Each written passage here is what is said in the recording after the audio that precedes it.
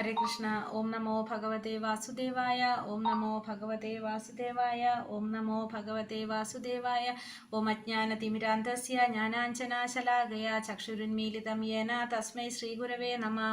നമോ വിഷ്ണുപാദായ കൃഷ്ണപ്രേഷ്ഠായ ഭൂതലേ ശ്രീമതേ ഭക്തിവേദാന്ത സ്വാമിനിധി നാമിനെ. നമസ്തേ സാരസ്വതേ ദേവേ ഗൗരവാണി പ്രചാരിണേ നിർവിശേഷ ശൂന്യവാദി പാശ്ചാത്യദേശതാരിണേ. ജയ ശ്രീ കൃഷ്ണ ചൈതന്യ പ്രഭു നിത്യാനന്ദ ശ്രീ അദ്വൈത ഗദാധര ശ്രീവാസാദി ഗൗരഭക്തവൃന്ദ. ഹരേ കൃഷ്ണ കൃഷ്ണ കൃഷ്ണ ഹരേ ഹരേ, ഹരേ രാമ രാമ രാമ ഹരേ ഹരേ. ഹരേ Krishna. Shri Shri Radha Govind temple ISKCON മാംഗ്ലൂരിന്റെ Bhagavad Gita ക്ലാസ്സിലേക്ക് എല്ലാവർക്കും സ്വാഗതം. ഹരേ കൃഷ്ണ. എല്ലാവർക്കും പ്രണാമം. ഹരേ കൃഷ്ണ. ഹരേ കൃഷ്ണ. ഹരേ കൃഷ്ണ. ഹരേ കൃഷ്ണ പ്രഭുജി. മാതാജി ഹരേ കൃഷ്ണ. ഹരേ കൃഷ്ണ. ഹരേ കൃഷ്ണ മാതാജി പ്രണാമം. അപ്പൊ നമ്മളിന്ന് 15-ാമത്തെ അധ്യായം, ഇന്നലെ 14-ാമത്തെ അധ്യായത്തിൽ എന്താ പറഞ്ഞത്? ഗുണങ്ങളെ കുറിച്ച്, ഗുണങ്ങളും ഓരോ ഗുണത്തിലുള്ള ജനങ്ങൾ, ജീവികളുടെ ജീവിതം എങ്ങനെയാണെന്ന് ത്രിഗുണങ്ങളെ കുറിച്ച് പറഞ്ഞു, 3 ഗുണങ്ങളെ കുറിച്ച് പറഞ്ഞു നമ്മൾ ഇന്നലെ. ആ ഗുണങ്ങളിൽ നിന്ന് നമുക്ക് മറികടന്നാലാണ് നമുക്ക് എന്ത് സാധിക്കുന്നത്? ഭഗവാൻ പരമപദം പ്രാപിക്കാനായിട്ട് സാധിക്കുന്നെന്ന് പറഞ്ഞു. അതിനെ മറികടക്കാനായിട്ട് എന്താ ഭഗവാൻ പറഞ്ഞത്? എന്ത് ചെയ്യാനാ പറഞ്ഞത്? ഭക്തിയോടെ ഭഗവാനെ പിഴയ്ക്കാതെ ഭക്തിയുടെ സേവനം ചെയ്യാന്നല്ലേ? ഏതൊരു സാഹചര്യത്തിലും പിഴയ്ക്കാതെ ഭക്തിയുടെ സേവനം ചെയ്യുക. 26-ാമത്തെ ശ്ലോകത്തിൽ പറഞ്ഞത് എന്താ പറഞ്ഞത്? മാംചയോ വ്യഭിചാരേണ ഭക്തി യോഗേന സേവയ എന്നല്ല പറഞ്ഞ. പിഴയ്ക്കാതെ, ഏതൊരു പരിതസ്ഥിതിയിലും പിഴയ്ക്കാതെ ഭക്തിപൂർവ്വം ഭഗവാന്റെ സേവനത്തിൽ ഏർപ്പെടുക. അങ്ങനെയുള്ളവർക്ക് ഈ ത്രിഗുണങ്ങളെ മറികടക്കാൻ സാധിക്കുന്നതാണ് ഇന്നലത്തെ അധ്യായത്തില് ഭഗവാൻ നമുക്ക് പറഞ്ഞു തന്നത്. അപ്പോൾ ത്രിഗുണങ്ങള് മനസ്സിലാക്കിയത്. പിന്നെ നമുക്കിന്ന് അടുത്ത അധ്യായം പുരുഷോത്തമ യോഗം. ക്വസ്റ്റ്യൻ ആൻസർ അഥവാ ഇടാൻ വിട്ട് കഴിഞ്ഞാൽ ആരെങ്കിലും എനിക്കൊന്ന് മെസ്സേജ് ഇട്ട് വെച്ചോളൂ കേട്ടോ. അപ്പൊ ഞാനത് പോസ്റ്റ് ചെയ്തിട്ട് ചിലപ്പോ മാതാജി കുറെ ഇങ്ങനെ ഓരോന്ന് വിട്ടുപോണതാ. 2 മാതാജിമാർക്ക് മെസ്സേജ് അയച്ചിരുന്നു, എനിക്കിട്ടാ മതിയായിരുന്നു. എനിക്കിട്ട് കഴിഞ്ഞാല് അത് കാരണം രാവിലെ ഞാൻ നോക്കും. കാരണം നാളെ മാതാജി എന്നെ ഉറപ്പിച്ച പറഞ്ഞപ്പോഴാണ് അത് ഇട്ടത്. ആരെങ്കിലും ഇട്ട് മെസ്സേജ് ഇട്ട് വെച്ചാൽ മതി എനിക്ക് രാവിലെ. കാരണം എന്തായാലും നോക്കുന്നതാ, ഫോൺ നോക്കും. ഞാൻ ലിങ്കും അതൊക്കെ ചോദിച്ചിട്ട് ഓരോരുത്തർ മെസ്സേജ് ഇട്ടോണ്ടിരിക്കുന്നല്ലേ.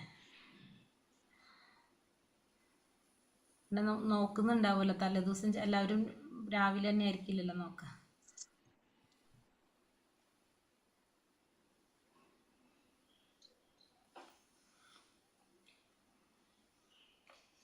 നമ്മളെ ക്ലാസ്സിൽ നിന്ന് അതും കൂടി പറഞ്ഞിട്ട് തുടങ്ങാം. ഏതെങ്കിലും ക്ലാസ് നമ്മളെ ക്ലാസ്സില് ഇതൊക്കെ ചെയ്യാൻ നിങ്ങൾക്ക് പറ്റില്ല ആരെങ്കിലും. അപ്പൊ പിന്നെ ഇത് വേറൊരാളോട് ചോദിക്കേണ്ട ആവശ്യമില്ലല്ലോ.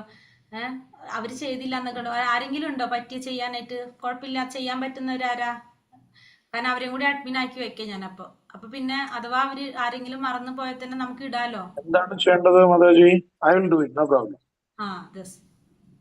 ഹരേ കൃഷ്ണ പ്രഭു. അതായത് നമ്മളെ ലിങ്ക് പോസ്റ്റ് ചെയ്യാ, ക്വസ്റ്റ്യൻസ് ഇട്ട് പോസ്റ്റ് ചെയ്യാ. പിന്നെ അതുപോലെ തന്നെ അറ്റൻഡൻസിന്റെ ലിങ്ക് പോസ്റ്റ് ചെയ്യില്ല. നമുക്ക് ക്ലാസ്സിൽ ചെയ്യാവുന്ന കാര്യങ്ങൾ അതല്ല വേണ്ടത് മെയിൻ ആയിട്ട്. ഒന്ന് ക്ലാസ്സിന്റെ ലിങ്ക് ഇടാൻ വിട്ടുപോയി കഴിഞ്ഞാൽ കോപ്പി പേസ്റ്റ് ചെയ്ത് ഇടാൻ നമുക്ക് പറ്റണമെങ്കിൽ പിന്നെ ബുദ്ധിമുട്ടില്ലല്ലോ. പിന്നെ അറ്റൻഡൻസിന്റെ ലിങ്ക്, പിന്നെ ക്വസ്റ്റ്യൻ പോസ്റ്റ് ചെയ്യാനായിട്ട് 3 കാര്യങ്ങളാണ് മെയിൻ ആയിട്ട് നമുക്ക് ചെയ്യേണ്ടി വരുന്നത് ക്ലാസ്സിൽ. അത് വൈകുന്നേരം തന്നെ ഇട്ട് വെച്ചാൽ ഗുണം എന്ന് വെച്ച് കഴിഞ്ഞാൽ ഇപ്പൊ രാത്രിയൊക്കെ നോക്കുന്നവർക്കാണെങ്കിൽ ആ ക്വസ്റ്റ്യൻ കിട്ടിക്കഴിഞ്ഞാൽ എളുപ്പമായിരിക്കുമല്ലോ. കാരണം നമുക്ക് രാവിലെ ക്ലാസ് രാവിലെ അല്ലേ. അപ്പൊ അത് ഓക്കെ. അപ്പൊ മാതാജിയോട് ഞാൻ പറയാം, എന്റെ മാതാജിയുടെ അടുത്ത്. ഓക്കെ മാതാജി.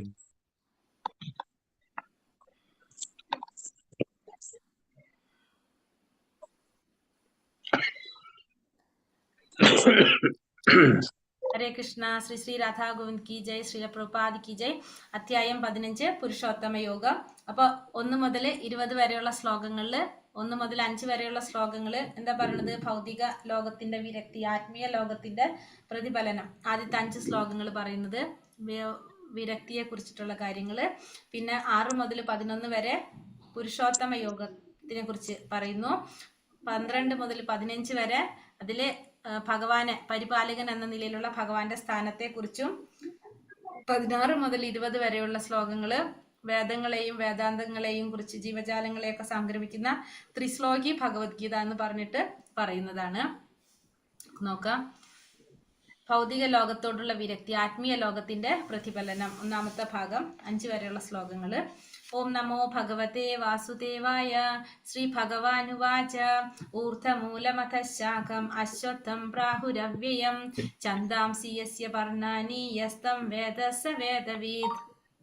പരമദിവ്യോത്തമ പുരുഷൻ പറഞ്ഞു, വേരുകൾ മേൽപോട്ടും ശാഖകൾ കീഴ്പോട്ടുമായിട്ട് അക്ഷയമായൊരു അശ്വത്ഥമുണ്ട്. അതിന്റെ ഇലകളാണ് വേദമന്ത്രങ്ങൾ. ഈ വൃക്ഷം എന്തെന്ന് അറിയുന്നവനാണ് വേദജ്ഞൻ. അപ്പൊ ഭഗവാൻ പറയുന്നത്, വേരുകൾ മേൽപോട്ടും ശാഖകൾ കീഴ്പോട്ടുമായി അക്ഷയം എന്ന് പറഞ്ഞൊരു അശ്വത്ഥമുണ്ട്.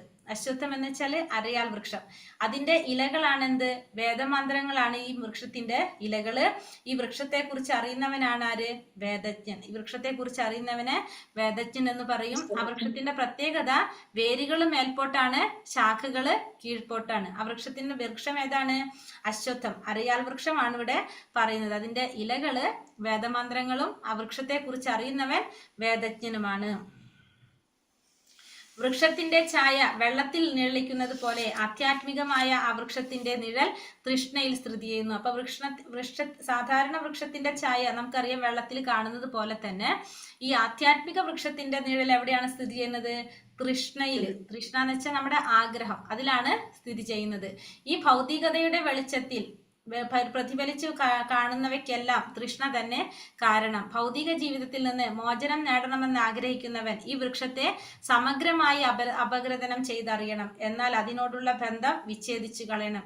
അപ്പോ ഈ ഭൗതികമായ ജീവിതത്തിൽ നിന്ന് മോചനം നേടണമെന്ന് ആഗ്രഹിക്കുന്നവരെല്ലാം എന്ത് ചെയ്യണം? ഈ വൃക്ഷത്തെ കുറിച്ച് നന്നായിട്ട് മനസ്സിലാക്കി നമുക്ക് എന്ത് ചെയ്യണം? ആ വൃക്ഷത്തോടുള്ള ബന്ധം നമ്മളെ ഛേദിച്ചു കളയണം. ഈ അരയാൽ വൃക്ഷത്തോട് പറയുന്നത് എന്തിനെ കുറിച്ചാണ് ഇവിടെ ഉപമിച്ചിരിക്കുന്നത്? നമ്മുടെ ഭൗതികമായ ബന്ധങ്ങളെയാണ് ഈ അരയാൽ വൃക്ഷത്തിനോട് ഉപമിച്ചിരിക്കുന്നത്. അപ്പൊ നമുക്ക് ഈ അരയാൽ വൃക്ഷത്തിനായിട്ടുള്ള ബന്ധം വിച്ഛേദിക്കാന്ന് വെച്ചാൽ ഭൗതികമായിട്ടുള്ള ബന്ധങ്ങൾ, ഭൗതികമായ ജീവിതത്തിൽ നമുക്ക് മോചനം നേടണമെങ്കിൽ നമുക്ക് എന്ത് വേണം? ഈ വൃക്ഷത്തെ കുറിച്ച് ശരിയായിട്ട് മനസ്സിലാക്കണം. അല്ലെങ്കിൽ എന്താ സംഭവിക്കുന്നത്? നമ്മള് ഈ വൃക്ഷത്തിന്റെ ഒരു കൊമ്പിൽ നിന്ന് അടുത്ത കൊമ്പിലേക്ക് ഇങ്ങനെ മാറിക്കൊണ്ടേ ഇരിക്കും. നമ്മുടെ ആഗ്രഹങ്ങൾക്ക് ഒരിക്കലും എന്തുണ്ടാവില്ല? മുടക്കം ഉണ്ടാവില്ല. അതിങ്ങനെ മാറിക്കൊണ്ടേ ഇരിക്കും, ഒന്നിൽ നിന്നൊന്നിങ്ങനെ വന്നുകൊണ്ടേയിരിക്കും.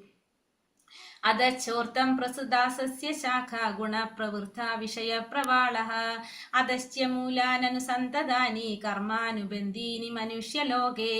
ഈ വൃക്ഷത്തിന്റെ ശാഖകൾ ഭൗതിക പ്രകൃതിയുടെ ത്രിഗുണങ്ങളാൽ പോഷിപ്പിക്കപ്പെട്ട് താഴോട്ടും മേലോട്ടും പടർന്നു കിടക്കുന്നു. അപ്പൊ ഇതിന്റെ ശാഖകളാണെങ്കിലോ അതിനെ പോഷിപ്പിക്കുന്നത് ഭൗതിക പ്രകൃതിയുടെ ത്രിഗുണങ്ങളാണ്. ഈ വൃക്ഷത്തിന്റെ ശാഖകള് ഇതിനെ പോഷിപ്പിക്കുന്നത്. അത് താഴോട്ടും മേലോട്ടും ഇങ്ങനെ പടർന്നു കിടക്കാണ്. ഇന്ദ്രിയ വിഷയങ്ങളാണ് അതിന്റെ ചില്ലകൾ. അപ്പൊ ഇതിന്റെ ചില്ലകൾ ഏതാണ്? ഇന്ദ്രിയ വിഷയങ്ങളാണ് ഇതിന്റെ ചില്ലകൾ. ഈ വൃക്ഷത്തിന് താഴേക്ക് ഇറങ്ങുന്ന വേരുകളുമുണ്ട്. അപ്പൊ വൃക്ഷത്തിന്റെ താഴേക്ക് ഇറങ്ങി വരുന്ന വേരുകള് ഇത് എന്തിനോട് പറഞ്ഞിരിക്കുകയാണ്? മനുഷ്യൻ സമുദായത്തിന്റെ ഫലോദിഷ്ട കർമ്മങ്ങളോട് ബന്ധപ്പെട്ടതാണിത്. മനുഷ്യന്റെ ഫലോദിഷ്ട കർമ്മങ്ങൾ, ഫലം ആഗ്രഹിച്ചുകൊണ്ട് ചെയ്യുന്ന കർമ്മങ്ങളോട് ബന്ധപ്പെട്ടാണ് ഇരിക്കുന്നത്. അപ്പൊ ഇതിന്റെ വേരുകൾ താഴേക്ക് ഇറങ്ങി നിൽക്കാണ്.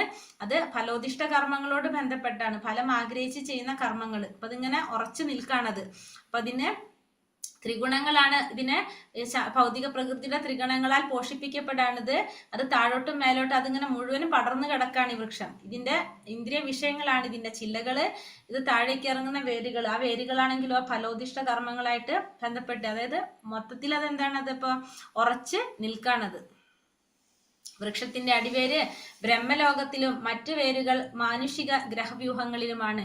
മനുഷ്യൻ ഉപരിലോകങ്ങളിൽ വെച്ച് പുണ്യകർമ്മങ്ങളുടെ ഫലം അനുഭവിച്ച ശേഷം ഭൂമിയിലേക്ക് തിരിച്ചു വന്ന് തന്റെ കർമ്മങ്ങളെ അഥവാ ഫലോദിഷ്ട പ്രവർത്തനങ്ങളെ ഉത്കർഷത്തിനായി കൊണ്ട് പുനരാരംഭിക്കുന്നു. അതുകൊണ്ട് ഈ മനുഷ്യലോകം കർമ്മഭൂമി എന്ന് കരുതപ്പെടുന്നു. അപ്പൊ വൃക്ഷത്തിന്റെ അടിവേര് ബ്രഹ്മലോകത്തിലും മറ്റു വേരുകള് മാനുഷിക ഗ്രഹം. അപ്പൊ ഇത് വൃക്ഷം സ്റ്റാർട്ട് ചെയ്യുന്നത് എവിടെ നിന്നാണ്? ബ്രഹ്മലോകത്തിൽ നിന്നാണ് ഈ വൃക്ഷം തുടങ്ങുന്നത്.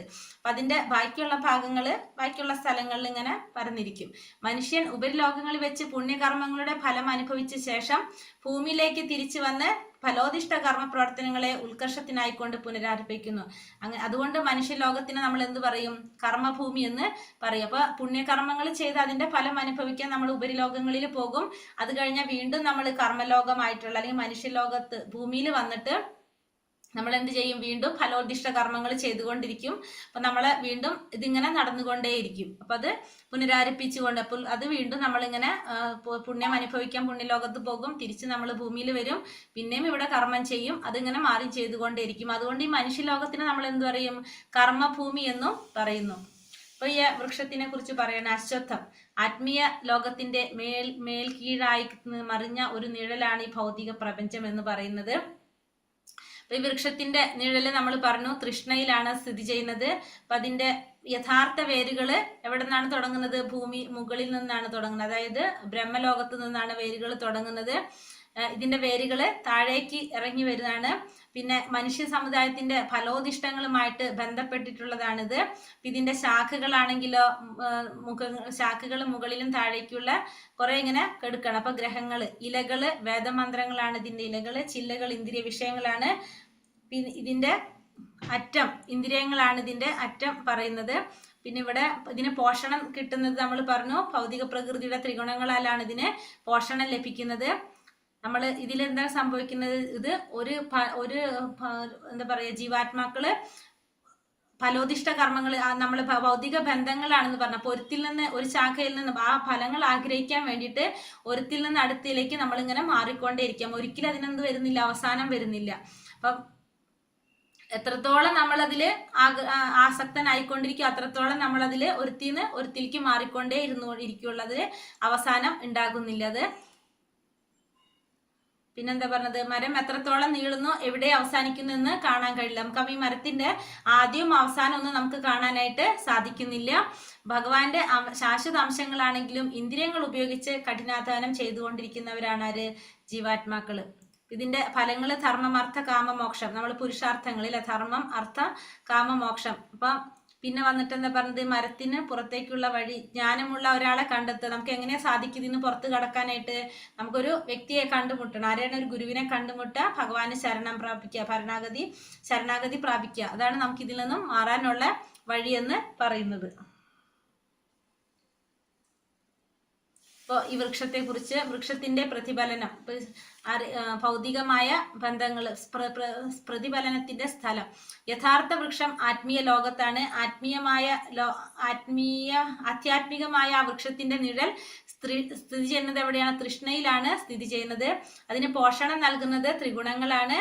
അതിന്റെ വേര് എങ്ങനെയാണ് പറഞ്ഞത്? ഭൗതികമായ അസ്തിത്വത്തിന്റെ വേര് മേൽപോട്ട് വളർന്ന് ബ്രഹ്മലോകത്തിൽ നിന്ന് തുടങ്ങുന്നതാണ്. ഇതിന്റെ വേരുകൾ മനുഷ്യ ഗ്രഹവ്യൂഹങ്ങളിലൂടെ ഭൂലോകം താഴോട്ട് വളരുന്നു. എല്ലാ ദിശകളിലേക്കും ഇത് വ്യാപിക്കുന്നു. പല വിധത്തിലുള്ള സുഖ ദുഃഖാനുഭവങ്ങളിൽ നിന്ന് രൂപം കൊള്ളുന്ന രാഗോദ്ദേശങ്ങളാണ് വൃക്ഷത്തിന്റെ തായ്വേരുകള്. ഇതെമ്പാടും പടർന്നു കിടക്കുന്ന ഈ വേരുകളിൽ നിന്നാണ് എന്ത് വരുന്നത്? ആസ്തിക്യം, നിരീശ്വരവാദമൊക്കെ വരുന്നത്, പ്രവണതകളായിട്ട് വരുന്നത്. ശാഖകള് എന്ന് പറഞ്ഞാൽ മുകളിലും താഴെയുള്ള ഈ 14 ഗ്രഹവ്യൂഹങ്ങളിലായിരിക്കും വരുന്നത്. കാരണം തുടങ്ങുന്നത് എവിടെ നിന്നാണ്? ബ്രഹ്മലോകത്ത് നിന്നാണല്ലോ. പിന്നെ വിവിധ ജീവജാലങ്ങൾ താഴെ ശ്രേണിയിൽ എന്താ വരുന്ന? മനുഷ്യര്, കുതിര, പശു, നായ, പൂച്ച മുതലായ ജീവികള്. പിന്നെ മുകളിലാണെങ്കിൽ കൂടി ഉയർന്ന തലത്തിലുള്ളവർ, അതായത് ദേവന്മാര്, ഗന്ധർവന്മാര് തുടങ്ങിയ ഉന്നത ജീവിവർഗങ്ങളാണ് സ്ഥിതി ചെയ്യുന്നത്. പച്ചിലകള് വേദമന്ത്രങ്ങളാണ് ഇതിന്റെ ഇലകള്. ചില്ലകള് ഇന്ദ്രിയ വിഷയങ്ങളാണ് ഇതിന്റെ ചില്ലകള്. ശാഖര അഗ്രങ്ങള് വിഷയാനുഭവോപാധികൾ, വിഷയത്തിന് അനുഭവിക്കുന്ന ഉപാധികൾ, കണ്ണ്, ചെവി, നമ്മുടെ മൂക്ക് മുതലായിട്ടുള്ള നമ്മുടെ ഇന്ദ്രിയങ്ങള്. ഫലം എന്താണ്? ജീവാത്മാക്കൾ ചെയ്തു പോയിട്ടുള്ള കർമ്മങ്ങളുടെ പ്രതികരണങ്ങൾ. അതായത് നമ്മൾ ചെയ്യുന്ന കർമ്മത്തിന്റെ ഫലങ്ങൾ നമ്മൾ അനുഭവിച്ചു കൊണ്ടിരിക്കുന്ന ഇത് വരും. അതാണ് ഫലം.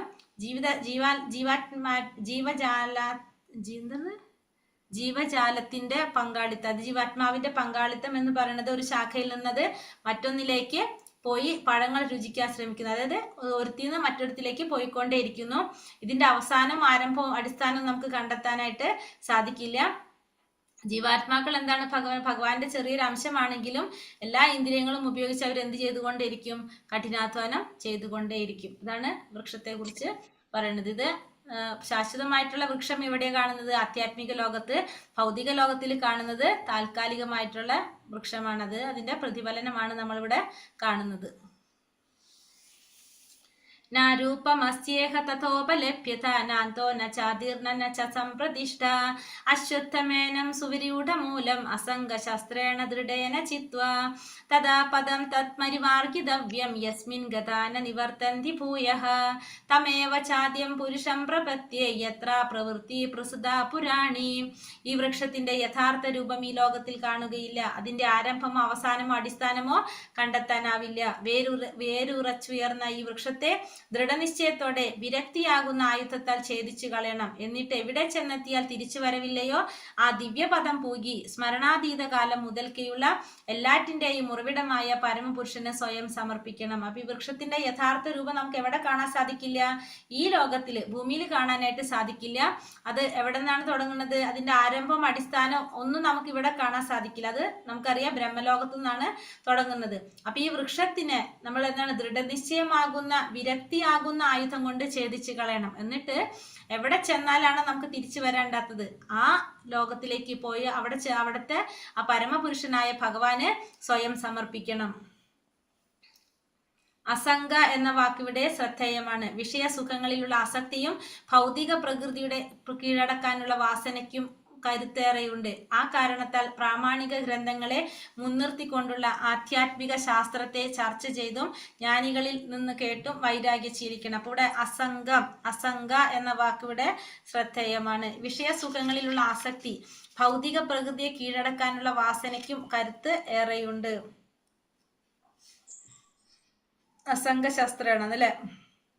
അതെ. അപ്പൊ അസംഗം എന്ന് വെച്ചാൽ പറഞ്ഞ ശ്രദ്ധേയമായിട്ട് പറഞ്ഞ വിഷയ സുഖങ്ങളിലുള്ള ആസക്തിക്കും ഭൗതിക പ്രകൃതിയെ കീഴടക്കാനുള്ള വാസന. ഭൗതിക പ്രകൃതിയെ കീഴടക്കുക, വിഷയ സുഖങ്ങളിൽ ആസക്തി ഉണ്ടാവാം, രണ്ടും ഒന്ന് തന്നെ. അപ്പൊ വാസനയ്ക്കും കരുത്ത് കൂടുതലാണ്. അതുകൊണ്ട് തന്നെ നമ്മൾ എന്ത് ചെയ്യണം? ആധ്യാത്മിക ശാസ്ത്രത്തെ ചർച്ച ചെയ്തും ആ ഗ്രന്ഥങ്ങളെ മുൻനിർത്തിക്കൊണ്ടും നമ്മൾ എന്ത് ചെയ്യണം? അല്ലെങ്കിൽ ഒരു ഗുരുക്കന്മാരിൽ നിന്നും നമ്മൾ ഇതിനെ കുറിച്ചെല്ലാം മനസ്സിലാക്കി നമ്മൾ എന്ത് ശീലിക്കണം? വൈരാഗ്യം ശീലിക്കണം. വൈരാഗ്യം ശീലിക്കണം വെച്ചാൽ ഭൗതികമായിട്ടുള്ള ആസക്തി നമ്മളെ ആരോടാക്കി മാറ്റണം? ഭഗവാനോടുള്ള ആസക്തിയാക്കി മാറ്റണം. അങ്ങനെ മാറ്റുമ്പോൾ നമുക്ക് സ്വാഭാവികമായിട്ടും ഭൗതികമായ കാര്യങ്ങളിൽ വൈരാഗ്യം വരുമ്പോൾ ആരോട് ആസക്തി ഉണ്ടാവും? ഭഗവാനോട് ആസക്തി ഉണ്ടാകും.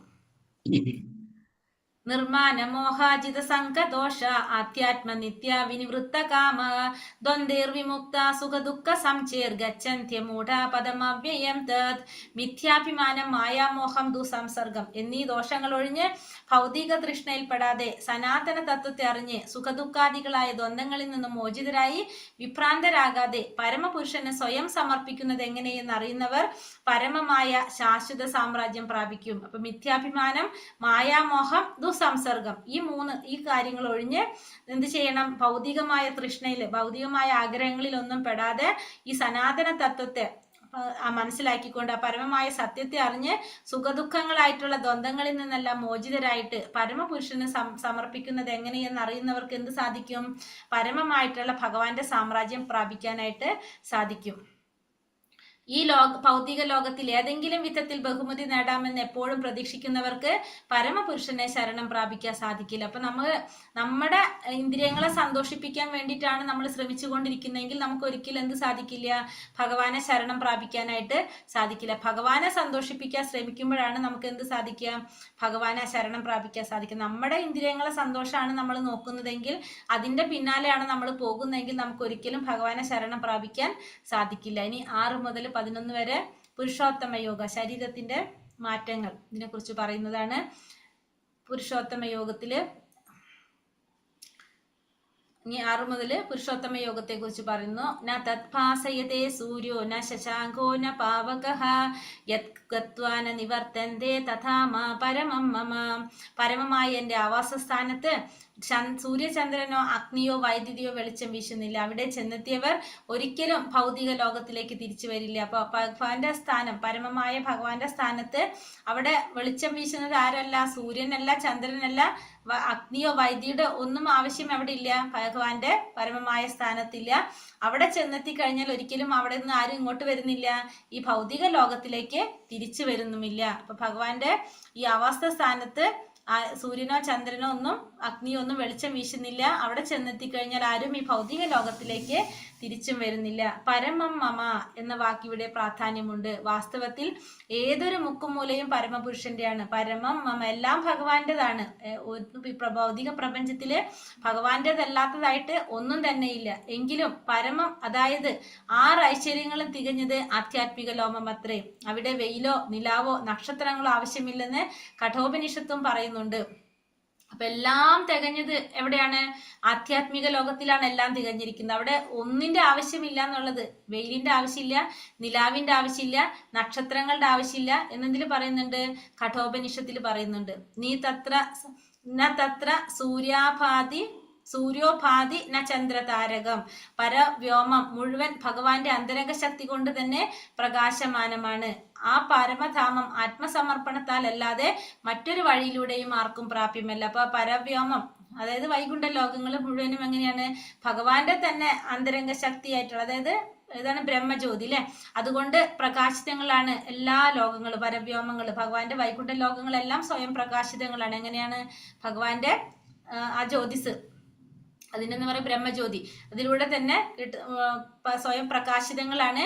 ആ പരമധാമം ആത്മസമർപ്പണത്തിലല്ലാതെ ആർക്കും പ്രാപിക്കാൻ സാധിക്കില്ല. അപ്പൊ ആത്മസമർപ്പണം ചെയ്താൽ മാത്രമേ അവിടെ പ്രവേശിക്കാനും സാധിക്കുന്നുള്ളൂ.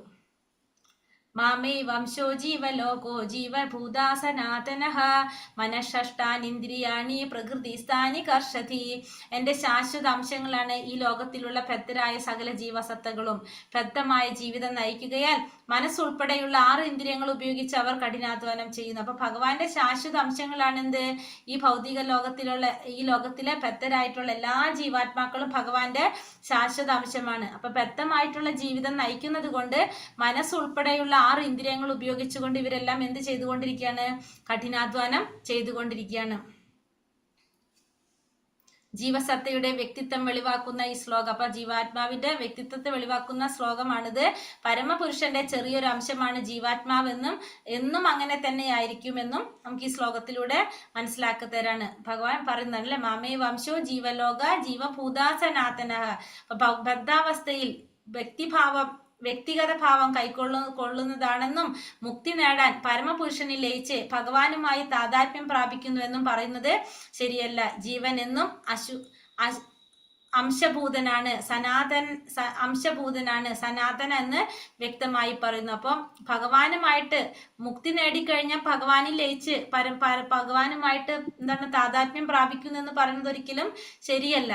എന്താണ് പറഞ്ഞത്? ജീവൻ എന്നും എങ്ങനെയാണ്? ഭഗവാന്റെ അംശമാണ് ജീവാത്മാവ്, സനാതനൻ എന്ന് വ്യക്തമായി പറഞ്ഞു. അപ്പൊ സനാതനാണ് ജീവാത്മാവ്. ജീവാത്മാവിനും എന്തില്ല? നമ്മൾ പറഞ്ഞില്ലേ, ആദ്യവും അന്ത്യവും എന്തിനില്ല? ജീവാത്മാവിനും ഇല്ല, പരമാത്മാവിനും ഇല്ല. ജീവാത്മാവും എങ്ങനെയാണ്? ആദ്യവും ഇല്ല, അന്ത്യവും ഇല്ലാത്തതാണ്. നമ്മള്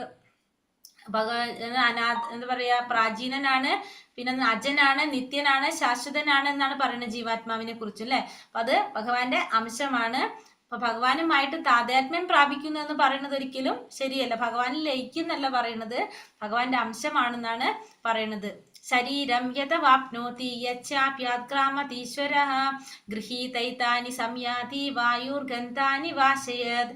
ഭൗതിക ലോകത്തിലെ ജീവസത്ത കാറ്റ് ഗന്ധങ്ങൾ എന്ന പോലെ ജീവിത സങ്കല്പങ്ങളെ ഒരു ശരീരത്തിൽ നിന്ന് മറ്റൊന്നിലേക്ക് കൊണ്ടുപോകുന്നു. അങ്ങനെ ഒരു തരത്തിലുള്ള ശരീരം ഉപേക്ഷിച്ച് മറ്റൊരു തരത്തിലുള്ള ശരീരം സ്വീകരിക്കുന്നു. അപ്പൊ എപ്രകാരമാണോ കാറ്റ് ഗന്ധങ്ങളെ കൊണ്ടുപോകുന്നത്, അതേപോലെ തന്നെയാണ് ഒരു ശരീരത്തിൽ നിന്ന് മറ്റൊരു ശരീരത്തിലേക്ക് ജീവിതത്തിന്റെ സങ്കല്പങ്ങളെ കൊണ്ടുപോകുന്നത്. അപ്പോൾ ഒരു ശരീരം ഉപേക്ഷിച്ച് മറ്റൊരു ശരീരം സ്വീകരിക്കുന്നു. ജീവാത്മാവ് സ്വീകരിക്കുമ്പോൾ എപ്രകാരമാണോ കാറ്റ് ഗന്ധങ്ങളെ കൊണ്ടുപോകുന്നത് നമുക്ക് അറിയാൻ സാധിക്കുന്നില്ല. അതേപോലെ തന്നെയാണ് ജീവിത സങ്കല്പങ്ങളെ ഒരു ശരീരത്തിൽ നിന്ന് മറ്റൊരു ശരീരത്തിലേക്ക് കൊണ്ടുപോകുന്നത്. ഇവിടെ ജീവാത്മാവിനെ ഈശ്വരൻ എന്ന് പറഞ്ഞിട്ടുള്ളത് സ്വശരീരത്തെ നിയന്ത്രിക്കുന്നു എന്നതിനാലാണ്. തനിക്ക് ഇഷ്ടമാണെങ്കിൽ ജീവാത്മാവിനെ മേന്മ കൂടിയ ഒരു ശരീരം സ്വീകരിക്കാം, അല്ലെങ്കിൽ താഴ്ന്ന തരത്തിലുള്ളതും എടുക്കാം. അതിനുള്ള സ്വാതന്ത്ര്യം ജീവാത്മാവിനുണ്ട്. ശരീരത്തിന് വരാവുന്ന മാറ്റം ജീവനെ ആശ്രയിച്ചാണ് ഇരിക്കുന്നത്. മരണസമയത്ത് താൻ സ്വയം വളർത്തിയെടുത്ത ബോധമാണ് ഇനി എടുക്കാൻ പോകുന്ന ദേഹം എന്തെന്ന് തീരുമാനിക്കുന്നത്. അപ്പോൾ ഇവിടെ ഒരു ജീവാത്മാവിനെ തന്നെയാണ് ഇവിടെ ഈശ്വരൻ എന്ന് പറയുന്നത്. കാരണം ആ ശരീരത്തെ നിയന്ത്രിക്കുന്നു എന്നർത്ഥത്തില്. തനിക്ക് ഇഷ്ടമാണെങ്കിൽ ജീവാത്മാവിന് എന്ത് സാധിക്കും? ആ മേന്മ കൂടിയ ശരീരം സ്വീകരിക്കാൻ സാധിക്കും, അല്ലെങ്കിൽ താഴ്ന്ന തരത്തിലുള്ളത് എടുക്കാനായിട്ട് സാധിക്കും. അതിനുള്ള സ്വാതന്ത്ര്യം ആർക്കുണ്ട്? ജീവാത്മാവിനുണ്ട്. പക്ഷെ ആ ശരീരത്തിന് അത് വരുന്ന മാറ്റം ജീവാത്മാവിനെ ആശ്രയിച്ചാണ് ഇരിക്കുന്നത്. മരണസമയത്ത് നമ്മൾ എന്താണോ നമ്മുടെ ബോധത്തിൽ വന്നിരിക്കുന്നത്, നമ്മൾ ചിന്തിച്ചിരുന്നത്, അതനുസരിച്ചായിരിക്കും നമുക്ക് ആ ദേഹം എന്തെന്ന് തീരുമാനിക്കുന്നത്. പക്ഷെ ആ ചിന്തിക്കാൻ നമുക്ക് തരുന്നത് ആരാണ്? ബുദ്ധി, ഭഗവാനാണത് തരുന്നത്. ശ്രോത്രം ചക്ഷു സ്പർശനം ച രസനം ഘ്രാണമേവ ച അധിഷ്ഠായ മനശ്ചായം വിഷയാനുപസേവത്തെ. ഇപ്രകാരം മറ്റൊരു സ്ഥൂല ശരീരം കൈക്കൊള്ളുന്ന ജീവാത്മാവ് മനസ്സിനിണങ്ങി 5 ഇന്ദ്രിയങ്ങൾ ഉപയോഗിച്ചുകൊണ്ട്, അതായത് കണ്ണ്, നാവ്, ചെവി, മൂക്ക്, ത്വക്ക് ഇവ സ്വീകരിക്കുകയും അവയിലൂടെ ഒരു കൂട്ടം ഇന്ദ്രിയ വിഷയങ്ങളെ ആസ്വദിക്കുകയും ചെയ്യുന്നു. അപ്പൊ ജീവാത്മാവ് ഒരു സ്ഥൂല ശരീരം, വേറൊരു സ്ഥൂല ശരീരം സ്വീകരിക്കും. അതിലിരുന്നു കൊണ്ട് തന്നെ ഒരു ശരീരം സ്വീകരിക്കുമ്പോൾ ആ ശരീരത്തിന്റെ ഇന്ദ്രിയങ്ങൾ ഉപയോഗിച്ചുകൊണ്ട് വീണ്ടും എന്ത് ചെയ്യും? ഇന്ദ്രിയ വിഷയങ്ങളെ ആസ്വദിക്കാനായിട്ട് തുടങ്ങും. പുതിയതായിട്ട് വീണ്ടും ഒരു ശരീരം കിട്ടി, ആ ശരീരത്തിൽ ഇരുന്നു കൊണ്ട് വീണ്ടും സെയിം തന്നെ ഇന്ദ്രിയ വിഷയങ്ങളെ ആസ്വദിക്കാനായിട്ട് ചെയ്യും. അവബോധം സ്വതേ വെള്ളം പോലെ വിശുദ്ധമാണ്. എന്നാൽ ഏതെങ്കിലും നിറം ചേർത്താൽ വെള്ളം പോലെ ആ നിറത്തിലാകുന്നു. അങ്ങനെ തന്നെ ജീവാത്മാവ് വിശുദ്ധമാകിയാൽ അവബോധം വിശുദ്ധമായിരിക്കും. ഭൗതിക ഗുണങ്ങളുടെ സമ്പർക്കത്താലാണ് അവബോധത്തിന് മാറ്റം വരുന്നത്. അപ്പൊ നമുക്കൊരു അവബോധം എന്ന് പറഞ്ഞാൽ തന്നെ വെള്ളം പോലെയാണ്. ഇപ്പൊ വെള്ളം പ്യുവർ വെള്ളം, ആ വെള്ളത്തിൽ ഒരു കളർ ചേർത്ത് എന്താകും? ആ വെള്ളത്തിന്റെ കളറ് ആ കളറായിട്ട് മാറും, അല്ലെ? നമ്മൾ ചേർത്ത കളറായിട്ട് മാറും. അപ്പൊ അതേപോലെ തന്നെയാണ് ജീവാത്മാവ് ശുദ്ധനാണ്, വിശുദ്ധനാണ്, അവബോധം വിശുദ്ധമാണ്. പക്ഷെ എന്താണ്? ഭൗതിക പ്രകൃതിയുടെ ത്രിഗുണങ്ങൾ വരുമ്പോ എന്താണ്? ആ ത്രിഗുണങ്ങൾ സ്വാധീനിക്കുമ്പോ അതിനനുസരിച്ചായിട്ട് മാറ്റം വരാണ് ചെയ്യുന്ന അവബോധത്തിന്. ഉത്ക്രാമന്തം സ്ഥിതം വാപി ഭൂഞ്ചാനാം വാ ഗുണാന്വിതം വിമൂഢാനാനു പശ്യന്ത്യജ്ഞാന ചക്ഷുഷ. ജീവാത്മാവ് എങ്ങനെ ഈ ശരീരം വിട്ടുപോകുന്നുവെന്നോ ഗുണങ്ങളുടെ ആകർഷണത്തിന് വഴിപ്പെട്ട് ഏതു തരം ശരീരത്തെയാണ് സ്വീകരിച്ച് അനുഭവിക്കുന്നതെന്നോ മൂഢന്മാർക്കറിയാൻ വയ്യ. ജ്ഞാനത്തിന്റെ അകക്കണ്ണ് തെളിഞ്ഞവർക്ക് ഇതെല്ലാം അപ്രത്യക്ഷമാകും. അപ്പോൾ മൂഢന്മാർക്ക് എന്ത് മനസ്സിലാക്കാൻ സാധിക്കില്ല? ജീവാത്മാവ് എപ്രകാരമാണ് ശരീരം വിട്ടുപോകുന്നത്, ഗുണങ്ങളുടെ ആകർഷണത്തിന് വഴിപ്പെട്ട് ഏതു തരം ശരീരത്തെയാണ് അനുഭവിക്കാൻ പോകുന്നതെന്നും മൂഢന്മാർക്ക് മനസ്സിലാക്കാനായിട്ട് സാധിക്കില്ല. ഇത് എങ്ങനെയുള്ളവർക്ക് അറിയാൻ സാധിക്കുള്ളൂ? ജ്ഞാനത്തിന്റെ അകക്കണ്ണ് തെളിഞ്ഞവർക്കാണ് ഇതൊക്കെ മനസ്സിലാക്കാൻ സാധിക്കുന്നത്. അല്ലാത്തവർക്ക് ഇതൊന്നും അറിയാനായിട്ട് സാധിക്കില്ല. ജ്ഞാന ചക്ഷുഷ എന്ന വാക്കിവിടെ ശ്രദ്ധേയമാണ്. ആധ്യാത്മിക ജ്ഞാനം വളർത്തിയെടുത്തവർ ശരീരത്തിൽ നിന്ന് വ്യത്യസ്തമാണ് ആത്മാവെന്നും ശരീരങ്ങൾ മാറി മാറി എടുത്തുകൊണ്ടിരിക്കുമെന്നും പലതരത്തിൽ ആസ്വദിക്കുന്നുവെന്നും കണ്ടറിയാം. ഭക്തനായ ജീവസത്തയ്ക്ക് ഭൗതികമായ അസ്തിത്വത്തിൽ എത്രമാത്രം ക്ലേശം അനുഭവപ്പെടുന്നുവെന്ന് അത്തരം ഒരു ജ്ഞാനിക്ക് അറിയാൻ കഴിയും. അതുകൊണ്ടാണ് കൃഷ്ണാവബോധം പൂർണ്ണമായി വികസിപ്പിച്ചവർ സാമാന്യ ജനങ്ങൾക്ക് ഈ അറിവ് പകർന്നു കൊടുക്കാനാവുന്നത്ര ശ്രമിക്കുന്നത്. ജ്ഞാന ചക്ഷുഷ എന്ന വാക്കുകൂടെ പറയുന്നത് ആധ്യാത്മിക ജ്ഞാനം വളർത്തിയെടുത്തവർ ശരീരത്തിൽ നിന്ന് വ്യത്യസ്തമാണ് ആത്മാവെന്നും ശരീരം മാറിക്കൊണ്ടിരിക്കുന്നെന്നും പലതരത്തിൽ ആസ്വദിക്കുന്നെന്നും കണ്ടറിയാം. അപ്പോൾ ശരീരത്തിൽ നിന്ന് ശരീരം വേറെ, ആത്മാവ് വേറെ. ശരീരത്തിൽ എന്താണ്? മാറ്റങ്ങൾ സംഭവിച്ചു കൊണ്ടിരിക്കും, എല്ലാ കാര്യങ്ങളും ആസ്വദിച്ചു കൊണ്ടിരിക്കും. ഇതൊക്കെ ആർക്കും മനസ്സിലാക്കാൻ സാധിക്കും? ഈ അറിവ് നേടിയവർക്ക്, ആധ്യാത്മിക ജ്ഞാനം നേടിയവർക്കും അറിയാനായിട്ട് സാധിക്കും. അപ്പോൾ ഇവിടെ ജീവാത്മാവ് ഭൗതികമായി ഈ അസ്തിത്വത്തിൽ ഇരിക്കുമ്പോൾ കുറെ ക്ലേശങ്ങൾ അനുഭവിക്കേണ്ടി വരും എന്നുള്ളതും ആർക്കറിയാം? ഈ ജ്ഞാനിക്ക് അറിയാനായിട്ട് സാധിക്കും. അപ്പൊ അതുകൊണ്ടാണ് എന്ത് ചെയ്യുന്നത്? ഈ കൃഷ്ണാവബോധത്തിൽ വന്നിട്ടുള്ളവര്, ആ ഒരു ജ്ഞാനം നേടിയവര് അത് നേടാത്തവർക്ക്, അതല്ലെങ്കിൽ അറിയാത്തവർക്ക് അത് പറഞ്ഞു കൊടുക്കാൻ നോക്കുന്നത് എന്തുകൊണ്ടാണ്? ഈ ഭൗതിക ലോകത്തില് പലതരത്തിലുള്ള ക്ലേശങ്ങൾ അല്ലെങ്കിൽ നമുക്ക് അനുഭവിക്കേണ്ടി വരുമെന്ന് ഈ ജ്ഞാനികൾക്ക് അറിയുന്നത് കൊണ്ടാണ് അവർ മറ്റുള്ളവർക്ക് അത് പകർന്നു കൊടുക്കാനായിട്ട് ശ്രമിക്കുന്നത്. യദന്തോ യോഗിനൈശ്ചൈന്യം പശ്യന്ത്യാത്മന്യവസ്ഥിതം യദന്തോപ്യകൃതാത്മാനോ നൈനം പശ്യന്ത്യ ചേതസ. ആത്മസാക്ഷാത്കാരം ലഭിച്ച് എപ്പോഴും യത്നിച്ചു കൊണ്ടിരിക്കുന്ന അതീന്ദ്രിയവാദികൾക്ക് ഇതെല്ലാം വ്യക്തമായി കാണാൻ കഴിയും. മനോവികാസം പ്രാപിക്കാത്തവർക്കും ആത്മസാക്ഷാത്കാരം ലഭിക്കാത്തവർക്കും എത്ര ശ്രമിച്ചാലും എന്താണ് സംഭവിക്കുന്നതെന്ന് മനസ്സിലാക്കാൻ സാധിക്കില്ല. അപ്പോൾ ആത്മസാക്ഷാത്കാരം ലഭിച്ചവർക്ക്, എപ്പോഴും യത്നിച്ചു കൊണ്ടേയിരിക്കുന്ന അതീന്ദ്രിയവാദികൾക്ക്, ഭഗവത് സേവനം ചെയ്തുകൊണ്ടിരിക്കുന്ന അത്തരത്തിലുള്ള ശുദ്ധ ഭക്തന്മാർക്ക് എന്താണ് സംഭവിക്കുന്നതെന്നുള്ളത് വ്യക്തമായിട്ട് മനസ്സിലാക്കാനായിട്ട് സാധിക്കും. പക്ഷെ ഇതൊന്നും ഇല്ലാത്തവർക്ക്, മനോവികാസം പ്രാപിക്കാത്തവർക്ക്, ആത്മസാക്ഷാത്കാരം ലഭിക്കാത്തവർക്ക് അവർ ശ്രമിച്ചാൽ തന്നെ എന്താണ് സംഭവിക്കുന്നതെന്ന് അവർക്ക് മനസ്സിലാക്കാനായിട്ട് സാധിക്കില്ല. ഇവിടെ യോഗിന എന്ന പദത്തിന് പ്രാധാന്യമുണ്ട്. ഇന്ന് യോഗികൾ എന്ന് പറയുന്നവർ യോഗികളുടേതെന്നറിയപ്പെടുന്ന സംഘടനകളും ഏറെയുണ്ട്. ആത്മസാക്ഷാത്കാരത്തെ സംബന്ധിച്ചിടത്തോളം രണ്ടു കൂട്ടരും അന്ധതയിൽ തന്നെ. യദന്തോപ്യകൃതാത്മാന എന്നതിന്റെ പ്രത്യക്ഷോദാഹരണങ്ങളാണ് അവർ. ഈ പ്രത്യേക യോഗി പദ്ധതി അനുസരിച്ച് പ്രവർത്തിക്കുന്നുണ്ടെങ്കിലും ആത്മസാക്ഷാത്കാരം ലഭിക്കാത്തവരാണ്. അപ്പൊ യോഗിന എന്ന് പറയുന്നതിന്റെ അർത്ഥം എന്താണ്? പല യോഗികൾ എന്നറിയപ്പെടുന്ന സംഘടനകൾ വരെ ഉണ്ട്. പക്ഷെ എന്താണ്, ഇവർക്കൊന്നും എന്തിനെ കുറിച്ച് അറിയില്ല? ആത്മസാക്ഷാത്കാരത്തെ കുറിച്ച് യാതൊന്നും അറിയില്ല. അതുകൊണ്ട് ആ രീതിയിൽ അവരെല്ലാം അന്ധതയിലാണ്. ഇവിടെ പറയുന്നത് ഇത്തരത്തിലുള്ള പല യോഗ പദ്ധതികളൊക്കെ ഇവർ ചെയ്യുന്നുണ്ടെങ്കിലും അവർക്ക് എന്തില്ല? ആത്മസാക്ഷാത്കാരം ലഭിക്കാത്തവരാണ് ആര്? ഇത്തരത്തിലുള്ള യോഗികളെല്ലാം തന്നെ. പുരുഷോത്തമ യോഗ പരിപാലകൻ എന്ന നിലയിൽ ഭഗവാന്റെ സ്ഥാനം അതാണെങ്കിൽ പറയുന്നത് യഥാദിത്യഗതം തേജോ ജഗത് ഭാസ യദേഖിലം യച്ചന്ദ്രമസി യച്ചഗ്നൗ തത്തേജോ വിധി മാമകം. പ്രപഞ്ചത്തിലെ അന്ധകാരം അത്രയും നീക്കി അതിനെ ശോഭാനമയമാക്കുന്ന സൂര്യന്റെ തേജസ് എന്നിൽ നിന്നാണ് വരുന്നത്. ചന്ദ്രന്റെയും അഗ്നിയുടെയും തേജസ്സുകളും എന്നിൽ നിന്നാണ് വരുന്നത്. അപ്പോൾ സൂര്യന്റെ തേജസ്സും ചന്ദ്രന്റെ തേജസ്സും പിന്നെ അഗ്നിയുടെയും തേജസ്സൊക്കെ എവിടെ നിന്നാണ് വരുന്നത്? എല്ലാം ഭഗവാനിൽ നിന്ന് തന്നെയാണ് വരുന്നത്. ഭഗവത് കരുണയില്ലെങ്കിൽ സൂര്യനാകട്ടെ ചന്ദ്രനാകട്ടെ അഗ്നിയാകട്ടെ ഒന്നും ഉണ്ടാകുമായിരുന്നില്ല. ഇവയുടെ ഒന്നും സഹായമില്ലെങ്കിൽ ആർക്കും ജീവിക്കാൻ കഴിയില്ല. ബദ്ധനായ ജീവാത്മാവിനെ കൃഷ്ണാവബോധത്തിലേക്ക് നയിക്കുന്നു ഈ ചിന്തകൾ. അപ്പോൾ ഇവിടെ ഭഗവാന്റെ കാരുണ്യം കൊണ്ടാണ് നമുക്ക് സൂര്യനും ചന്ദ്രനും അഗ്നി എല്ലാതും ഉണ്ടാകുന്ന. ആരുടെ കാരുണ്യം കൊണ്ടാണ്? ഭഗവാന്റെ കാരുണ്യം കൊണ്ടാണ്. ഭഗവാന്റെ സഹായം ഇല്ലാതെ നമുക്കൊന്നും ചെയ്യാനായിട്ട് സാധിക്കില്ല. അപ്പൊ എല്ലാതും നമ്മൾ അടുത്തൊരു ശ്വാസം എടുക്കുന്നതും എങ്ങനെയാണ്? ഭഗവാന്റെ കാരുണ്യാണ്. എപ്പോഴാണോ അത് നമ്മളെ ഭഗവാൻ നിശ്ചയിച്ചിരിക്കുന്നത് നമുക്ക് ഇനി അടുത്ത് എടുക്കണ്ട, അത് അവിടെ വെച്ച് സ്റ്റോപ്പായി. അപ്പൊ ഭഗവാന്റെ കാരുണ്യം ഇല്ലാതെ നമുക്ക് ഒന്നും ചെയ്യാനായിട്ട് സാധിക്കില്ല. അപ്പൊ നമ്മുടെ ഇങ്ങനത്തെ കാര്യങ്ങൾ നമുക്ക് മനസ്സിലാക്കി കഴിഞ്ഞാൽ നമ്മൾ അത് എന്തിലേക്ക് നയിക്കും? കൃഷ്ണാവബോധത്തിലേക്ക് നയിക്കും നമ്മളെ.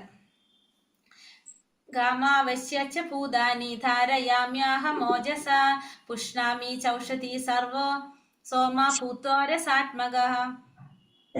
ഞാൻ ഓരോ ഗ്രഹത്തിലും ഉൾപ്പൂകി അവയെ എന്റെ ശക്തി കൊണ്ട് ഭ്രമണപഥത്തിൽ നിലനിർത്തുന്നു. ഞാൻ തന്നെ ചന്ദ്രനായി തീർന്ന് എല്ലാ സസ്യങ്ങൾക്കും ജീവരസം പകർന്നു. അപ്പൊ ഓരോ ഗ്രഹത്തിലും ഭഗവാൻ ഉൾപ്പൂകുന്നുണ്ട്. ഓരോ ഗ്രഹത്തിലും ഉൾപ്പൂകി ഭഗവാന്റെ ശക്തി കൊണ്ട് ഭഗവാൻ അതിനെന്ത് ചെയ്യാണ്? ഈ ഭ്രമണപഥത്തില് നിലനിർത്തുന്നതും ഭഗവാൻ തന്നെയാണ്. പിന്നെ ചന്ദ്രനായി തീർന്ന എല്ലാ സസ്യങ്ങൾക്കും ജീവരസം പകരുന്നതും ആര് തന്നെയാണ്? ഭഗവാൻ തന്നെയാണ്. കാരണം സസ്യങ്ങൾക്ക് ജീവിക്കാൻ എന്ത് വേണം? ആ നിലാവിലാണ് അതൊക്കെ അത് എന്ത് ചെയ്യുന്നത്? അതിന് ആ രസം വരുന്നതും വളരുന്നതും നിലാവിലാണ്. അപ്പൊ അത് നൽകുന്നത് ആരാണ്? ഭഗവാൻ തന്നെയാണ്. ഗ്രഹങ്ങളെല്ലാം ശൂന്യാകാശത്തിൽ ഒഴുകി നടക്കുന്നത് ഭഗവാന്റെ പരമശക്തി അന്തർഭവിച്ചിട്ടുള്ളത് കൊണ്ടാണ് ഈ ഗ്രഹങ്ങളൊക്കെ ശൂന്യാകാശത്തിലെ ഒഴുകി നടക്കാനായിട്ട് സാധിക്കുന്നത്. ആ ശക്തി ഒരു പിടി മണ്ണിനെ എന്ന പോലെ ഓരോ ഗ്രഹത്തെയും പുലർത്തി പോരുന്നു. അപ്പൊ ഈ ശക്തിയാണ് ഓരോ ഗ്രഹത്തിനെയും പുലർത്തുന്നത്. ഒരാൾ കയ്യിൽ മുറുകെ പിടിച്ചിരിക്കുന്ന മണ്ണ് താഴെ വീഴാൻ സാധ്യതയില്ല. പക്ഷെ അത് കാറ്റത്തെറിയുകയാണെങ്കിൽ വീണ് ചിതറിപ്പോകും. അതേപോലെ വായുവിൽ നീന്തി നടക്കുന്ന ഈ ഗ്രഹങ്ങളും വിശ്വരൂപിയായ ഭഗവാന്റെ മുഷ്ടിക്കകത്താണ്. അപ്പൊ ഭഗവാന്റെ മുഷ്ടിക്കകത്താണ് എന്ത് പറയുന്നത്? ഈ ഗ്രഹങ്ങളെല്ലാം തന്നെ. അപ്പൊ നമുക്ക് നമ്മുടെ കയ്യില് മണ്ണ് പിടിച്ചു കഴിഞ്ഞാൽ അത് വീഴില്ല. പക്ഷെ അത് കാറ്റത്തെറിയാണെങ്കിൽ അത് ചിന്നിച്ചിതറി വീഴും. അതേപോലെ തന്നെ പറയുന്നത് ഭഗവാന്റെ ഈ ഗ്രഹങ്ങളെല്ലാം തന്നെ വിശ്വരൂപിയായിട്ടുള്ള ഭഗവാന്റെ മുഷ്ടിക്കകത്താണ് എന്നാണ് പറയുന്നത്. അപ്പൊ വായുവില് നീന്തി നടക്കുന്നത് എല്ലാ ഗ്രഹങ്ങളും ഭഗവാന്റെ മുഷ്ടിക്കകത്താണെന്നാണ് പറയുന്നത്. അപ്പൊ പ്രപഞ്ചത്തിൽ ഭഗവാൻ പറയുന്നുണ്ട് അല്ലെ, ഭഗവാൻ അർജുനോട് പറയുന്നുണ്ട്, എന്റെ ഒരു ചെറിയൊരു അംശമാണ് ഈ പ്രപഞ്ചത്തെ നിലനിർത്തുന്നതെന്ന് പറയുന്നുണ്ട്. അഹം വൈശാനരോ ഭൂതോ പ്രാണിനാം ദേഹമാശ്രിതഃ പ്രാണാപാന സമായുക്ത പചാമന്യം ചതുർവിധം. സകല ജീവികളിലുമുള്ള ദഹനാഗ്നിയാണ് ഞാൻ. ഉൾക്കൊള്ളുന്നതും പുറത്തു തള്ളുന്നതുമായ പ്രാണവായുവിനോട് ചേർന്ന് നാല് വിധത്തിലുള്ള ആഹാരങ്ങൾ ദഹിപ്പിക്കുന്നു. അപ്പൊ ഞാൻ ദഹനാഗ്നിയാണ്. ഭഗവാൻ ദഹനാഗ്നിയായിട്ടും ഭഗവാൻ തന്നെ ഇരിക്കുന്നുണ്ട്. എന്താണ് പറഞ്ഞത്?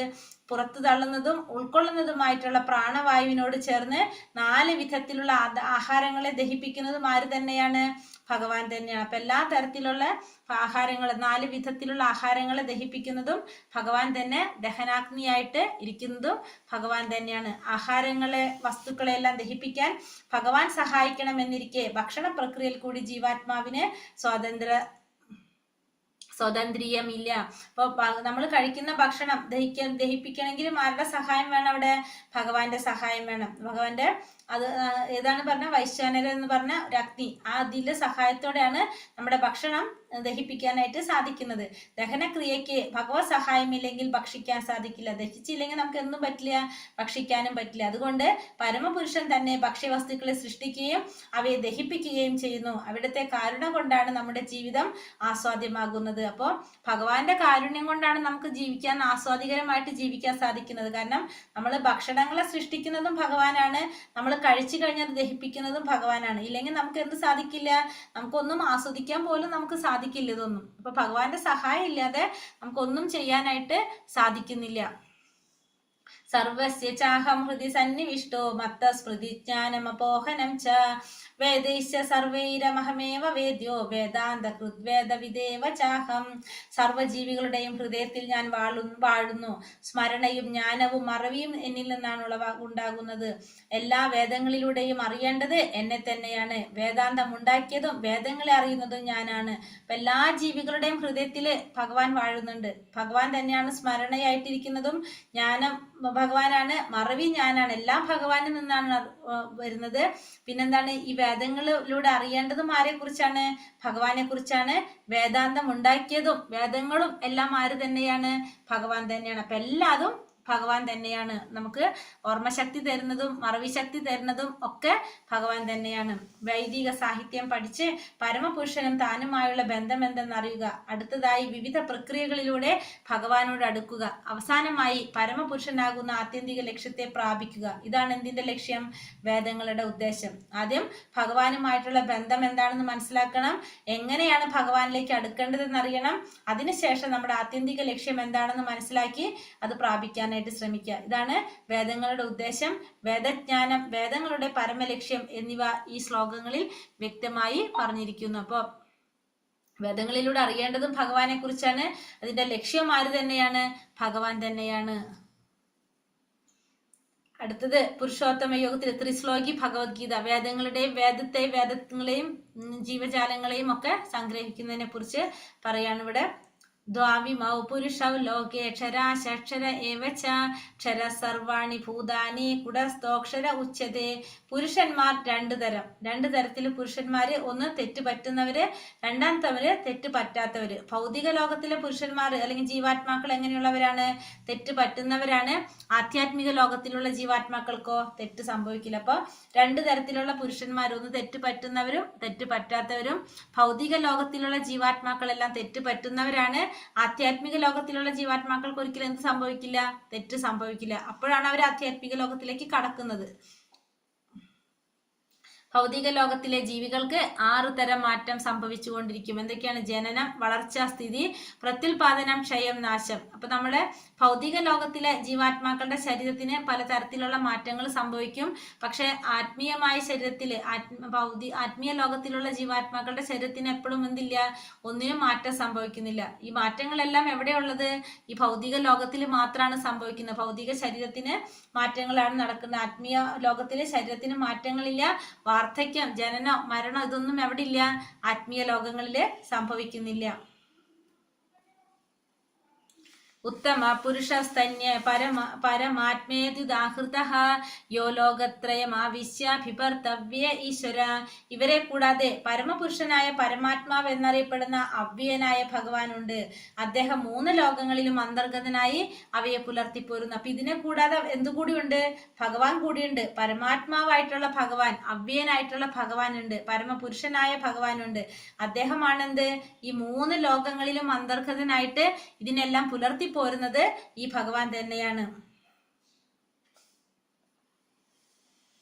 നിത്യോ നിത്യാനാം ചേതന ചേതനാനാം. ബദ്ധരും മുക്തരുമായ ജീവസത്തകൾക്കിടയിൽ അത്യുന്നതനായ ഒരു ജീവസത്തയുണ്ട്. ആ ഭഗവാൻ ജീവാത്മാക്കളെ സംരക്ഷിക്കുകയും അവരുടെ വ്യത്യസ്ത കർമ്മങ്ങളെ മുൻനിർത്തിക്കൊണ്ട് സുഖദുഃഖാനുഭവങ്ങൾ നൽകുകയും ചെയ്യുന്നതാണ് ഇതിന്റെ ആശയം. ഇവിടെ നിത്യോ നിത്യാനാം ചേതന ചേതന. അപ്പൊ നിത്യന്മാരില് നിത്യനാണ് ആര്?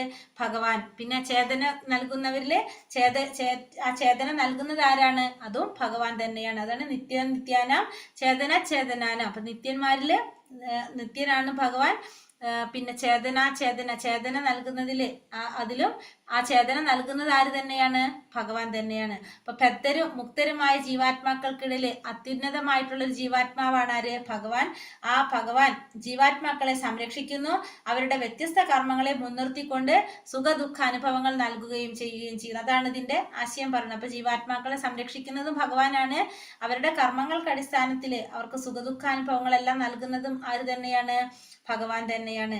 ആ ഭഗവാൻ പരമാത്മാൻ രൂപേണ എല്ലാ ജീവികളുടെ ഹൃദയത്തിൽ സ്ഥിതി ചെയ്യുന്നു.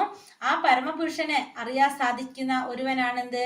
പൂർണ്ണ ശാന്തി നേടാൻ സാധിക്കുന്നു. അപ്പൊ ഭഗവാനെ കുറിച്ച്, ആ പരമാത്മാവിനെ കുറിച്ച് അറിയാൻ സാധിക്കുന്നവർക്ക് എന്ത് പറ്റും? ബുദ്ധിമാനായിരിക്കും അവരെയൊക്കെ പൂർണ്ണ ശാന്തി നേടാനായിട്ട് സാധിക്കും.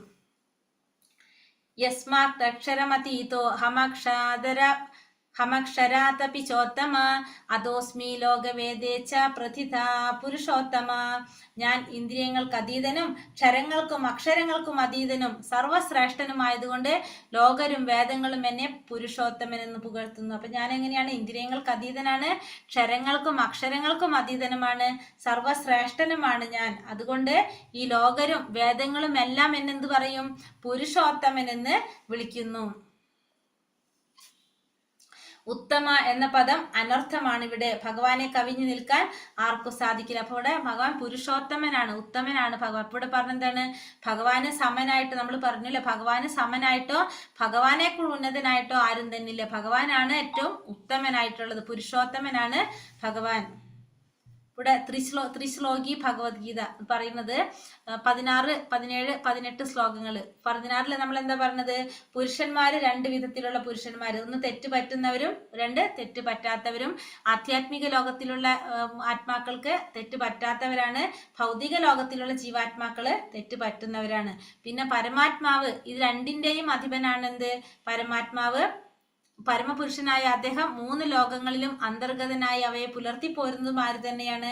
ഭഗവാൻ തന്നെയാണ്. അപ്പൊ പരമാത്മാവ് രണ്ടിന്റെയും അധിപനാണ് പരമാത്മാവ്. ഈ പുരുഷന്മാര് തെറ്റ് പറ്റുന്നതും തെറ്റ് പറ്റാത്തവരും, അതായത് ജീവാത്മാക്കള് ഭൗതിക ലോകത്തിലുണ്ട്, ആത്മീയ ലോകത്തിലുണ്ട്. ഭൗതിക ലോകത്തിലെ ജീവാത്മാക്കള് എന്തിനാണ്? ബദ്ധാത്മാക്കളാണ്. ആത്മീയ ലോകത്തിലുള്ള ജീവാത്മാക്കള് മുക്താത്മാക്കളാണ്. അപ്പൊ ഇവർ രണ്ടിന്റെയും അധിപൻ ഭഗവാൻ തന്നെയാണ്. മാത്രമല്ല ഭഗവാൻ എന്താണ്? 3 ലോകങ്ങളിലും അന്തർഗതനായിട്ട് ഈ 3 ലോകങ്ങളെ പുലർത്തി പോരുന്നതും ആര് തന്നെയാണ്? ഭഗവാൻ തന്നെയാണ്. കൃഷ്ണൻ ഞാനാണ് പരമാത്മാവ് എന്നും ലോകരും വേദങ്ങളും എന്നെ പരമദിവ്യോത്തമ പുരുഷൻ എന്നും പുകഴ്ത്തുകയും ചെയ്യുന്നു എന്ന് പറഞ്ഞപ്പോ ഭഗവാനാണ് പരമാത്മാവ്, ലോകരും വേദങ്ങളും ഭഗവാൻ എന്ത് പറയും? പുരുഷോത്തമൻ എന്ന് പറയുന്നതാണ് ത്രിശ്ലോകി ഭഗവത്ഗീത എന്ന് പറയുന്നത്. ഇവിടെ നമുക്കറിയാം എല്ലാ ദേവന്മാരും എല്ലാവരും എന്ത് ചെയ്തുകൊണ്ടിരിക്കുകയാണ്? ഭഗവാനെ ആരാധിക്കുന്നവരാണ്.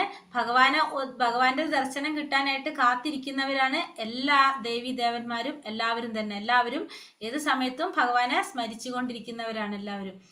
യോ മാമേവമ സമ്മൂഢോ ജാനാതി പുരുഷോത്തമം സാ സർവവിദ് ഭജതീമാം സർവഭാവേന ഭാരത.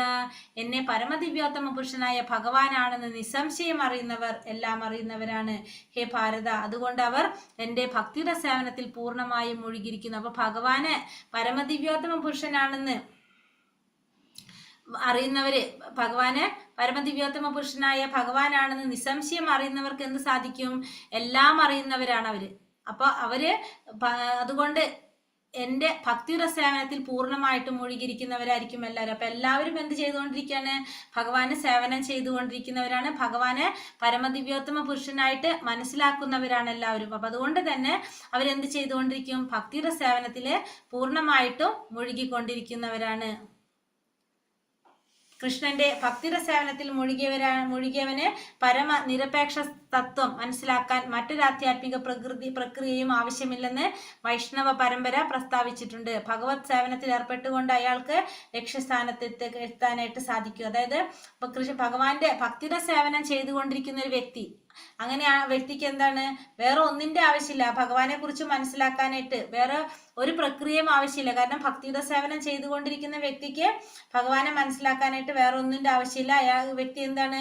ഭക്തിയുടെ സേവനത്തിൽ ഏർപ്പെട്ടുകൊണ്ട് തന്നെ ആ വ്യക്തിക്ക് ഭഗവാന്റെ ലക്ഷ്യസ്ഥാനത്തിലേക്ക് ഭഗവത് പാദം പ്രാപിക്കാനായിട്ട് സാധിക്കും. 100,000 ജന്മങ്ങൾ തത്വാന്വേഷണത്തിൽ ചെലവാക്കിയിട്ടും കൃഷ്ണൻ തന്നെയാണ് പരമപുരുഷനെന്നും അദ്ദേഹത്തിന് സ്വയം സമർപ്പിക്കണമെന്നുള്ള നിലപാടിലെത്താത്തവർക്കാകട്ടെ അത്രയും ജന്മങ്ങളിലെ തത്വാന്വേഷണവും അതിന് ചെലവാക്കിയ സമയവും പാഴായി തന്നെ. അപ്പൊ എത്രയോ ജന്മങ്ങൾ എടുത്തിട്ടും ഭഗവാനാണ് പരമദിവ്യോത്തമ പുരുഷൻ അന്വേഷിച്ചിട്ട് കണ്ടുപിടിക്കാത്തവർ അവരെ സമയം പാഴാക്കലല്ലാതെ വേറൊന്നും ഇല്ല എന്ന് പറയാം. ഇതി ഗുഹ്യതമം ശാസ്ത്രം ഇദമുക്തം മയാ നഖ ഏതത് ഭൂത്വാ ബുദ്ധിമാൻ സ്യാത് കൃതാ കൃത്യശ്ച ഭാരത. ഈ അർജുനൻ വിളിക്കാണല്ലേ, ഹേ പാപരഹിത അർജുന, എന്താണ് ഞാനിപ്പോ ഉപദേശിച്ച ജ്ഞാനം വേദഗ്രന്ഥങ്ങളിലെ അതിരഹസ്യമായ ഭാഗമാണ്. ഇതറിയുന്നവർ ബുദ്ധിശാലികളാണ്, അവരുടെ പ്രയത്നങ്ങൾക്ക് പൂർണ്ണത കൈവരും. അപ്പൊ എന്താണ് പറഞ്ഞത് ഇവിടെ? അർജുനനോട് പറഞ്ഞു മയാനഖ, അനഖ എന്നാ വിളിക്കുന്നത് ഇവിടെ. അപ്പൊ ഈ ഉപദേശിച്ച ജ്ഞാനം വേദഗ്രന്ഥങ്ങളിലെ ഏറ്റവും രഹസ്യമായ ഭാഗമാണ് ഞാനിപ്പോ പറഞ്ഞു തന്നത്. ഇതറിയുന്നവര് ബുദ്ധിശാലികളാണ്, മാത്രമല്ല അവരുടെ പ്രയത്നങ്ങൾക്ക് പൂർണ്ണത കൈവരിക്കാനായിട്ട് സാധിക്കുകയും ചെയ്യും. ബുദ്ധിമാനും വിശുദ്ധനുമായ ഏതൊരാളും കൃഷ്ണാവബോധം ഉൾക്കൊള്ളുകയും ഭഗവത് സേവനം അനുഷ്ഠിക്കുകയും വേണം. കൃഷ്ണനെ മനസ്സിലാക്കി ഭക്തിയുടെ സേവനത്തിൽ ഏർപ്പെടാത്തിടത്തോളം കാലം സാമാന്യ ദൃഷ്ടിയ ബുദ്ധിമാനായിരുന്നാലും അയാളെ ആ നിലയ്ക്ക് അംഗീകരിക്കാൻ സാധിക്കില്ല. അപ്പൊ ബുദ്ധിമാനും വിശുദ്ധനുമായിട്ടുള്ള ഏതൊരു വ്യക്തിയും എന്താണ്? ഭഗവത് സേവനം അനുഷ്ഠിച്ചു കൊണ്ടിരിക്കണം, കൃഷ്ണാവബോധം ഉൾക്കൊള്ളണം, ഭഗവാനെ സേവിച്ചുകൊണ്ടിരിക്കുക. ഭഗവാനെ മനസ്സിലാക്കിയിട്ട് ഭക്തിയുടെ സേവനത്തിൽ ഏർപ്പെടാത്തിടത്തോളം കാലം നമുക്ക് സാധാരണ കാണുമ്പോൾ നമുക്ക് അയാളെ കണ്ട ബുദ്ധിമാനാണെന്ന് തോന്നാം, പക്ഷെ അയാൾ ഒരിക്കലും ആരായിരിക്കില്ല? ബുദ്ധിമാനായിട്ട് നമുക്ക് അംഗീകരിക്കാനായിട്ട് സാധിക്കില്ല. ഇവിടെ അർജുനനെ കൃഷ്ണൻ അനഘ എന്നാണ് സംബോധന ചെയ്യുന്നത്. പാപമില്ലാത്തവർ എന്നാണ് അതിന്റെ അർത്ഥം. എല്ലാ പാപപ്രതികരണങ്ങളിൽ നിന്നും വിമുക്തനായി കഴിയാതെ ഒരാൾക്ക് കൃഷ്ണനെ ശരിക്കും അറിയാൻ സാധ്യമല്ലെന്നാണ് ഇതുകൊണ്ട് ധ്വനിപ്പിക്കുന്നത്. എങ്കിലും ഒരിക്കലും ഭഗവത് സേവനത്തിൽ ഏർപ്പെട്ടാൽ മനുഷ്യൻ സ്വാഭാവികമായി പാപരഹിതന്റെ നിലയിലെത്തും. അത്രമേൽ വിശുദ്ധവും വൈഭവമാർന്നതുമാണ് ഭക്തിയുടെ സേവനം. അപ്പൊ അവിടെ അർജുനനെ അനഘ മയാനഘ എന്നാണ് പറയുന്നത്. അതുകൊണ്ട് പാപമില്ലാത്തവൻ എന്നാണ് അതുകൊണ്ട് അർത്ഥാക്കുന്നത്. അപ്പൊ ഇവിടെ പറയുന്നത് ഭഗവാനെ ശരിയായ അർത്ഥത്തിൽ മനസ്സിലാക്കണമെങ്കിൽ ആർക്കേ സാധിക്കുള്ളൂ? ഒരു അനഘന്, പാപമില്ലാത്തവനാണ്, അതിൽ നിന്ന് മുക്തനായവന് മാത്രമേ സാധിക്കുന്നുള്ളൂ. മുക്തനാകാൻ നമുക്ക് എന്ത് സാധിക്കും? പാപരഹിതന്റെ നിലയിലെത്താനായിട്ട് ഭക്തിയുടെ സേവനത്തിലൂടെ നമുക്കത് സാധിക്കും. കാരണം അത്രയും വിശുദ്ധമാർന്നതും വൈഭവമാർന്നതുമാണ് എന്ത്? ഭക്തിയുടെ സേവനം. ഭക്തിയുടെ സേവനത്തിൽ ഏർപ്പെട്ട് കഴിഞ്ഞാൽ സ്വാഭാവികമായിട്ട് തന്നെ നമ്മൾ എന്തിലെത്തും? ഈ പാപരഹിതന്റെ നിലയിലേക്ക് എത്തിച്ചേരാനായിട്ട് സാധിക്കും. ഹരേ കൃഷ്ണ കൃഷ്ണ കൃഷ്ണ ഹരേ ഹരേ, ഹരേ രാമ രാമ രാമ ഹരേ ഹരേ. വഞ്ചാകൽപതരൂപേശ്ച കൃപാ സിന്ധോഭ്യേവ ച പതിതാനാം പാവനേഭ്യോ വൈഷ്ണവേഭ്യോ നമോ നമഃ. അനന്ത കോടി വൈഷ്ണവൃന്ദി की जय, श्रील प्रभुपाद की जय, श्रील गुरुदेव की जय, നിതായ് ഗൗരപ്രമാനന്ദേ ഹരി ഹരി ബോൽ. ഹരേ കൃഷ്ണ. 3 ലോകങ്ങൾ പറയുമ്പോ ഭൗതിക ലോകം, ആത്മീയ ലോകങ്ങൾ 2 എല്ലാതും. 3 ലോകങ്ങൾ, ഭൗതിക ലോകം വരും, വൈകുണ്ഠ ലോകങ്ങൾ വരും, ഗോലോക വൃന്ദാവനം വരും. ഈ 3 ലോകങ്ങളിലും അന്തർഗതനായിട്ട് ഇതിനെ എന്താണ് പറഞ്ഞത്? ഇതിനെ പുലർത്തിപ്പോരുന്നത് അങ്ങനെ പറയാം. അല്ലെങ്കിൽ നമുക്ക് ഈ 3 ലോകങ്ങൾ, ഭൂമിക്ക് അടിയിലുള്ള ലോകം, പിന്നെ ഭൂമിക്ക് മുകളിലുള്ള ലോകം, അങ്ങനെ ഭൗതിക ലോകത്തിനെ 3 ലോകം എന്ന് പറയാം നമുക്ക്. ഹരേ കൃഷ്ണ. ചോദ്യങ്ങൾ നമുക്ക് നോക്കാം അല്ലെ?